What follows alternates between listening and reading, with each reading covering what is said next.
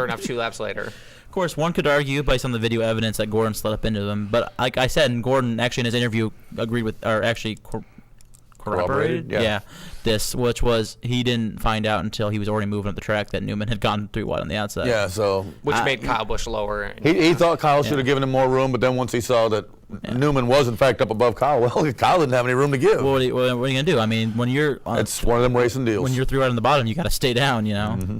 Yeah. One other interesting point, Doug, that you said about the All-Star race and the Coke 600, and you kind of throw it out. I actually don't. I think that I don't know how you can necessarily. Yes, it's a completely different race, and people set up their cars differently. But I don't know how you can. It's the same track, virtually the same weather, same time of year, same. You know, I don't see how you can throw it out completely. Because it's not just they use different setups; they use different cars.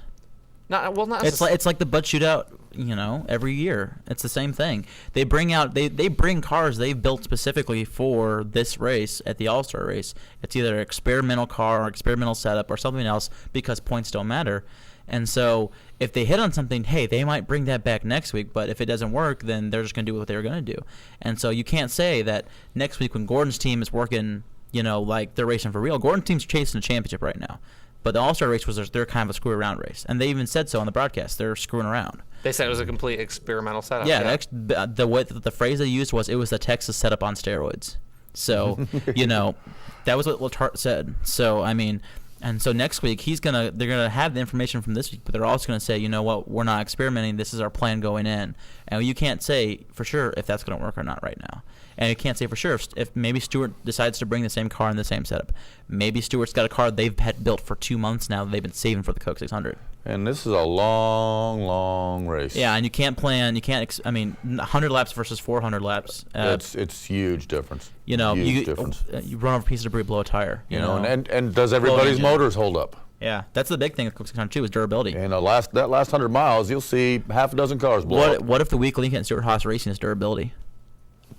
What if we don't know that yet because they haven't been really tested yet? That's what true. If they all start blowing motors about 550 miles in? You can't know that until the Coke 600. So I don't really look at the. Well, I won't get too concerned until I see the Hendrick car starting to blow up. Because let's be fair, Stewart-Haas is a satellite of Hendrick. Yes. Getting all the equipment there. They're by far. I'll give you this. They are by far the best satellite team I've ever seen. Oh, absolutely. But you know, you get somebody that knew what they were doing, putting together a satellite team, not just somebody that said, "Ooh, let's be in NASCAR." Yeah, and somebody who's been there. I can agree with what you're saying. I guess it would be kind of surprising to me if, you know, the names that come to mind, Kyle Busch, Tony Stewart, Jeff Gordon, even Matt Kenseth, who was up there most of the night, just completely run terribly. That would surprise me. But they won't. But my thing about it is that Stewart won, right? I wouldn't be surprised if he finishes 10th next week or if he finishes 15th. Just because he won, I don't expect him to necessarily run up front, lead laps, and win. Oh, you know? Well, yeah. That's kind of, I throw it out. You know, the Coke 600 will be a race unto itself. There will be a lot of strategy being played out, a lot of different things strategies. will just go differently. Yeah, because the of interesting that. thing is if you want to look at it like distance-wise, the All-Star race is the shortest race of the year, and then the next week the longest race of the year. So it's interesting. Yeah. But when you run it the way they do, and it took 4 hours to do the whole thing, pretty much. You know, when you count the showdown and all that. But I get what you're saying about setups too, because what's interesting about the Jeff Gordon example is there's no chance that he's running that wacky setup. Right. Well, he might because it ran so well. Yeah, he might. We know he's not running the same car. Unless you think they can have turned it around that quickly. Which I don't think they. He broke the radiator. He broke the radiator on it. So I doubt it. Yeah, why would you go back to that? Mm-hmm. Yeah, and like you said, they've probably. That team, super team, they've probably already got a car planned for. The Daytona 500, the Pepsi 400. I think I've read somewhere about they have their cars prepped 2 weeks in advance or something like that. It's probably the car that he's probably running Sunday. Probably was getting painted Saturday night or whatever while he was running in the All-Star race. Yeah, Very I agree with you though. It was not the most exciting because Jimmy Johnson just. Though it was really interesting, what actually was kind of interesting about the first segment with Jimmy Johnson was how much that car did fall off after about 20 laps. It was fantastic, and then, bam, they just started closing. And both times, after about lap 20 and then about lap 45, it was just like... Yeah. So And he almost got passed by Kurt Busch at the end of the first segment coming to the line. Oh, and what did I really wanted to see Ryan Newman win because I remembered I said when we were watching the race. Oh, yeah, Saturday when he had the thing, I said, that piece I said, dragging. watch. Yeah, and then Johnson kept him from going a lap down. I was like, you watch. Ryan Newman's going to win the race, and you guys were kind of. He was close to it at Yeah. the end. He sure was. Yeah, until he hit the wall, and then Well, the car didn't have and then he anything had a left. flat tire. Yeah. Car didn't have anything left. Kyle, I don't think Kyle's car was even that good to begin with. I think he just was a byproduct of that awesome restart. I think you put it best, like, oh, I think there's a hole there. Well, and one thing we're learning too, and it's almost kind of a shame, with the COT, or they call it the car that we run now. I call it COT. If it's got clean air, it's tough to pass that car. Yeah. We're seeing that at so many of these tracks, where if whoever gets out front, they can stay out front. I think I've been saying that a lot this year. I think I was saying it at Darlington, watching the race and all that. And I'm not sure that's such a good thing. Oh, it's not a good thing. Because we're not seeing near the passing we should for lead changes. And the only way you could look at it as a good thing is potentially the 10th place car could take 2 tires on the final pit stop and win the race and have a chance to win the race.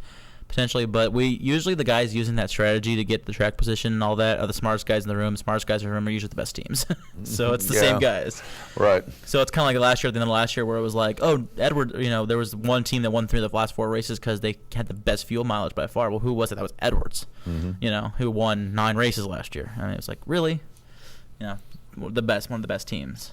Yeah. Smartest guys in the room kind of thing is what I was saying. Yeah, it's not a good thing. I remember a few years ago where there was that stretch of like 8 or 9 years ago where you heard every week about Aero Push and whatnot. Remember that? That was in 2002. And it was terrible. But then it kind of, with some minor changes that they made and alterations is what I meant to say. Well, they had the new it was really bad in 2002, and then they had the new Chevy and the new Pontiac and it was model that got introduced. Awesome for a few years. That's what I was thinking about, and that's kind of how I wish. I like the new car. I was sitting here as you guys were talking. I was looking at it. I like the new car. One thing I do love about the new car is it can take quite a beating. Yeah, but aerodynamically speaking, it is just that's why the clean air thing is such a big deal, because it's a box. It's not aerodynamic whatsoever. Yeah, it's a box. And which makes sense, just even for the casual fan. If it's such a box and it's just breaks the air so much, it makes sense when you're stuck in in 8th place. Yeah, how hard it is. That filthy air. Your car doesn't run as well, whatever. But yeah, I can't think of really anything else to say about the All-Star race. I mean, it was. Yay, Tony. Yeah, whoop-de friggin' do. Yeah, well, I was happy. Still, I'm happy. Just remember, Martin Truex Jr. in a car with a friggin' turkey on it. He did. I thought friggin' turkey on his car. I thought the whole night, as a whole, was decent. I liked the I would say now, showdown thing. I would say C+. It would have been a D if there wasn't for the last 10 laps. Last 10 laps are what made it. Otherwise, it was a snooze fest. It was just like last year. I said last year's race. You both missed it. Last year's race was terrible. 25 lap segments, 425 lap segments, not a single caution, nobody did anything exciting. It was the same thing as this year. Once somebody got out front, they couldn't be passed, kind of thing going on. I mean, it was just terrible. It was just terrible. And it was almost that way. If they didn't have the last 10 lap segment, man, it would have been. So I think do you guys think now that they have that they keep something like that? Well, I'd say the one change they need to make, get rid of the mandatory pit stop at lap 25. You make a mandatory pit stop under green in that first segment and get your 4 tires, but you don't have to come in everybody at the same time. Let's make it come down to everybody coming on at different times, see what kind of strategy that pulls out. The big thing they need to change is they need to change it, the segments. Like, they need to have a really big overhaul of the segments. And do 4 segments again, and do 40 laps, 30 laps, 20 laps, 10 laps. Point blank. Didn't it used to be that at some point? It was 40, 30, 20 at one point. They didn't have the last 10 lap segment. Right. But the last 10 lap segment, I think, works. It used to be only a 70 lap total race, too. Yeah, that's what it was. It was or maybe I'm thinking, or maybe it was 40, 20, 10 then I mean, it was 70. You're right.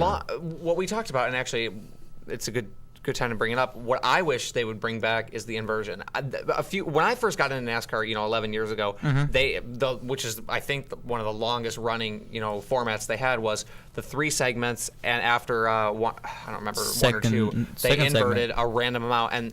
And you said for a few of those years it was the fan vote. Obviously, the fans always choose the most. Oh, yeah. What I like is there were a few years I remember where it was a random draw. There was love one. That. I remember precisely. Michael Waltrip had a bunch of Coke bottles. He had to pick one up and whatever the number one on the bottom was how many they did. I mean, would you guys? I would love to see that again. For the think about it. Think about. Yeah, I'm okay with inversion. Think about if you do Doug's. Think about if you do Doug's 40, 30, 20, 10. Who, just to make it more exciting.